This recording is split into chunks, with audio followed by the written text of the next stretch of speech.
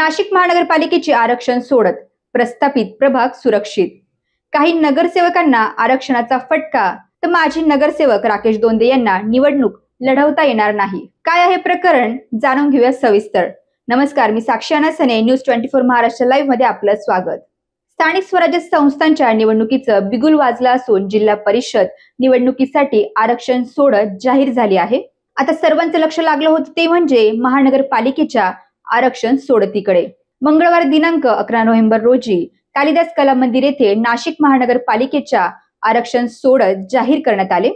आरक्षण सोडत जाहीर झाल्यानंतर प्रस्थापित प्रभाग सुरक्षित असून काही माजी नगरसेवकांना धक्का बसल्याचं चित्र निर्माण झालं आहे, तर काहींना आता घरातील महिलांना संधी द्यावी लागणार आहे। तसेच इच्छुकांना आरक्षणाचा लाभ कसा घेता येईल यासाठी जुळवाजुळव होताना दिसून येत आहे।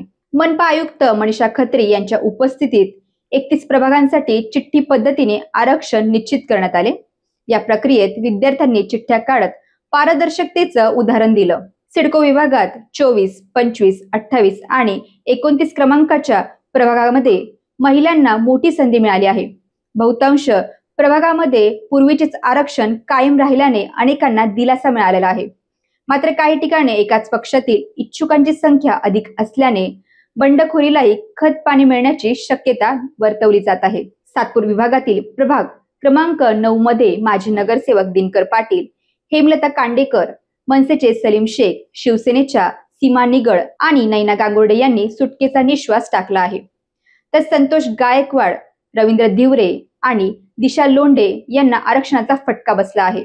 नाशिक रोड विभागातही प्रभाग 19, 21 आणि 22 मध्ये अनुसूचित जाती महिलांचे आरक्षण पडल्याने संतोष साळवे आणि जगदीश पवार यांना संधी मिळणार नाही। पंचवटी विभागात माजी महापौर अशोक मुतडक, माजी उपमहापौर गुरमीत बग्गा आणि माजी गटनेता जगदीश पाटील यांच्या प्रभागात कोणताही बदल झाला नाही, त्यामुळे हे दिग्गज नेते पुन्हा रणांगणात उतरू शकतील।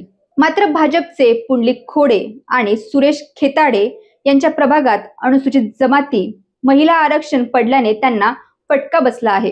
माजी महापौर रंजना भानसी यांचा प्रभाग अनुसूचित जमाती पुरुषांसाठी आरक्षित झाल्याने त्यांना निवडणूक लढवता येणार नाही।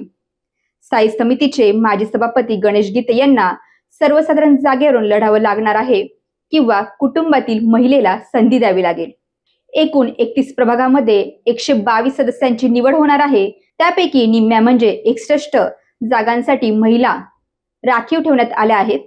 खुल्या गटासाठी 63, ओबीसी साठी 32, अनुसूचित जातींसाठी 18 आणि अनुसूचित जमातीसाठी 9 जागा आरक्षित आहे। आरक्षण सोडतीनंतर आता राजकीय समीकरणे नव्याने मांडली जात आहे। कुणाची राजकीय गाडी पुन्हा धावते आणि कुणाला ब्रेक लागतो हे येत्या काही दिवसात स्पष्ट होईल। याबाबत तुम्हाला काय वाटतं आम्हाला कमेंट करून नक्की सांगा आणि आजच चॅनलला लाईक करा, शेअर करा आणि सबस्क्राईब करा।